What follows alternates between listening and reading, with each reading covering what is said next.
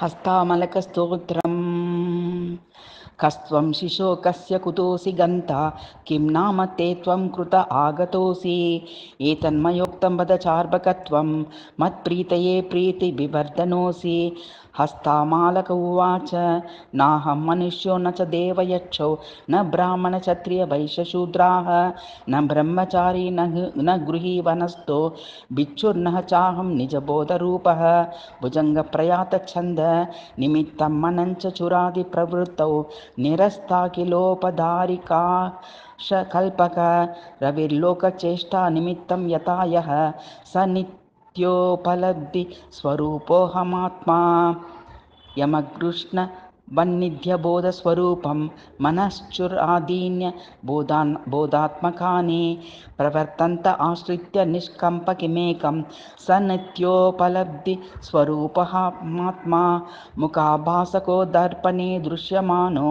मुखत्वात् पृथक्त्वेन नैवास्ति वस्तु चिताभासको दिषु जीवोऽपि तद्वत् स नित्योपलब्धिस्वरूपोऽहमात्मा यथा दर्पणाभाव आभासहानौ मुखं विद्यते कल्पनाहीनमेकं तथा दिवियोगे निरभासको यः स नित्योपलब्धिस्वरूपोऽहमात्मा मनश्चतुरादेर्युक्तः स्वयं यो मनश्चतुरादेर्मनश्चतुरादिः मनश्चतुरादेर्गम्यस्वरूपः स नित्योपलब्धिस्वरूपोऽहमात्मा य एको विभाति स्वतः शुद्धचेताः प्रकाशस्वरूपोऽपि नानेव दिषु शरावोदकस्थो यथा भानुरेकः स नित्योपलब्धिस्वरूपोऽहमात्मा यथानेकचक्षुः प्रकाशो रविर्न क्रमेण प्रकाशीकरोति प्रकाशम् अनेका धियो यस्ततैकः प्रबोधः स नित्योपलब्धिस्वरूपमात्मा विवस्वत्प्रभातं यथा रूपमक्षं प्रगृह्णाति नाभातमेवं विभास्वान् यदा भात आभास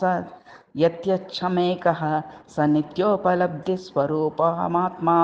यथा सूर्य एकोत्स्वनेकश्चलासु स्थिरा स्वप्नयनान्यद्विभाव्यस्वरूपः चलासु प्रभिन्नः सुधीष्वेक एव स नित्योपलब्धिस्वरूपोऽहमात्मा गणच्छन्न दृष्टिर्धनच्छन्नमक्रं यथा निष्प्रभं मन्यते चातिमूढः यथा वृद्धवत् भाति यो मूढदृष्टे स नित्योपलब्धिस्वरूपोऽहमात्मा समस्तेषु वस्तुष्वनुस्यूतमेकं समस्तानि वस्तूनि यन्न स्पृशन्ति यद्वत्सदा शुद्धमच्छस्वरूपं स नित्योपलब्धिस्वरूपोऽहमात्मा